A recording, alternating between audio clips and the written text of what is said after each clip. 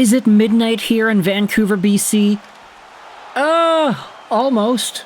But it is never too late to dive into some of the latest drama around the National Hockey League. And that's exactly what I wanted to do in this video, expanding upon the Dallas Stars' defeat at the hands of Connor McDavid and the Edmonton Oilers in round number 3. The head coach of the Dallas Stars, Pete DeBoer, has now lost an astounding number of conference finals matchups. And, in particular, with the Dallas Stars, it has been 3 years in a row. Jay Fresh tweeted this out. Peter DeBoer has now been eliminated in the conference finals in 6 of the past 7 seasons. In 2018-19, the San Jose Sharks lost to the St. Louis Blues in round 3. In 2019-20, the Vegas Golden Knights lost to the Dallas Stars in round number 3. In 2020-2021, the Vegas Golden Knights lost to the Montreal Canadiens in round 3. In 21-22, the Golden Knights missed the playoffs. They were injured. It was kind of a bad year.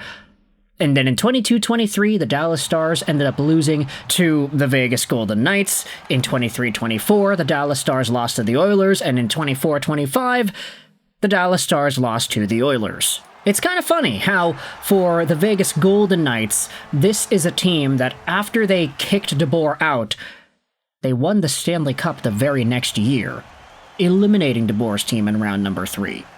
But nevertheless, just introducing the topic here, Peter DeBoer got eliminated in yet another conference finals series, and this one didn't look particularly good for the Dallas Stars. In fact, it didn't really look all too great last year. This has been the 3rd year in a row for the Dallas Stars, pretty much being the 3rd best team in the NHL.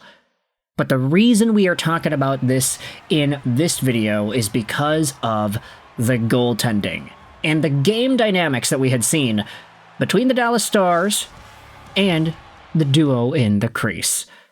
You see, the Edmonton Oilers scored on the first 2 shots of the game here tonight. The first one scored by Corey Perry on the power play. Oh yeah, baby, it's Corey Perry absolutely dominating in the playoffs like he has been all run long. This isn't new either. Corey Perry, for some reason, is a monster in these playoffs, and it happens every single time. With the Montreal Canadiens, he was really good. With the Dallas Stars, he was good. Of course, with the Ducks, Corey Perry was good. This is a total playoff monster. And he ends up getting that backdoor tap-in cross-crease feed from Connor McDavid right in front of Jake Oettinger. No defenders to be found. It's behind Jake the Snake. It's 1-0 Edmonton. Then the 2-0 goal. Just 5 minutes later, it's Mattias Janmark on a breakaway. And Oettinger gets beat 5-hole.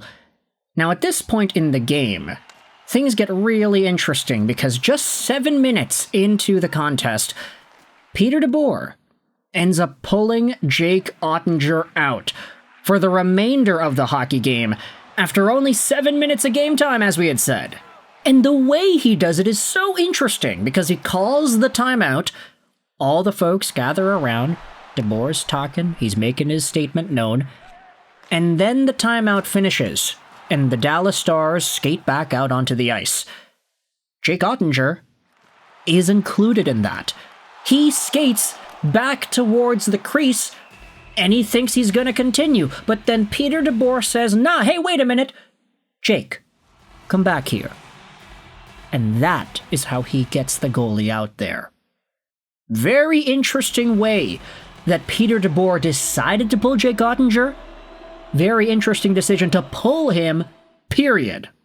This is the Dallas Stars' starting goaltender, a guy that a lot of folks believe to be in the consistent Vezina conversation year in and year out. He is that good. He has been a very good goaltender in the NHL the past few years. And he's making $8.25 million a year till the end of 2033. This is an expensive goaltender, a bona fide starter, and he had himself a 0 save percentage in 7 minutes time on ice in this game today. Casey DeSmith came in and had an .850. He allowed 3 goals on 20 total shots against, but Jake Oettinger had no saves in this game, and you can see the stare that he had on the bench, just kind of looking into the future, looking into the distance. Now, there was a really big conversation throughout the day as to whether or not that was the right move, whether or not Peter DeBoer sending the message was good here, or whether or not it actually worked because Casey DeSmith then allowed a goal right away. The Stars did score a little bit, though. They did get some mojo back in there, and the debate heading into the next period was, okay, if the Dallas Stars are starting to get a little bit of momentum here, do you start Oettinger again? Do you send that message, hey, we need to be better, get Jake out of there, and then you kind of backtrack and you give him the net back because he is the starting goaltender? Who knows? Ultimately, Jake did not end up playing the rest of the night, and the Oilers stomped the Dallas Stars in a 6-3 victory. The question really is, though, did Jake Oettinger deserve that? Both of the goals that were scored on him, Corey Perry, he's right in front, nobody's there on him, it's a pass from Connor McDavid, backdoor feed, Perry in tight, ends up burying it, and then the second goal was a breakaway. Is that on Jake Oettinger? I would probably argue not, but Peter DeBoer's commentary after the game concluded did get a lot of people up in arms about his decision.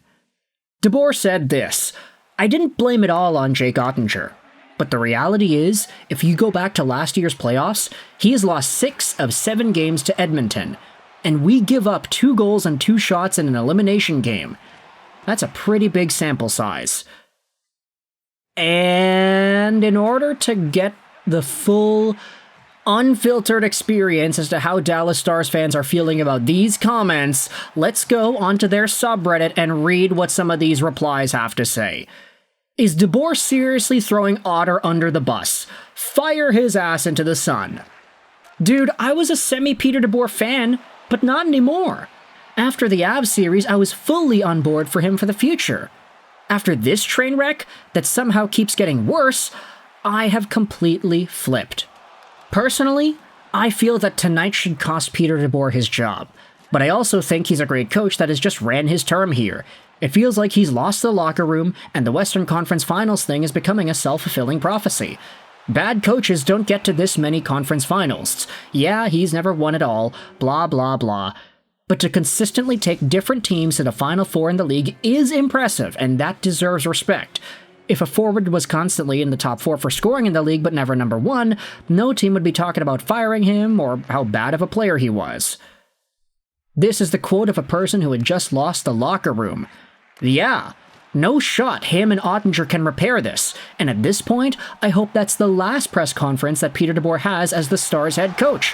What a brain-dead thing to say about a player of yours who, frankly, is the only reason we made it to the Western Conference Finals in the first place.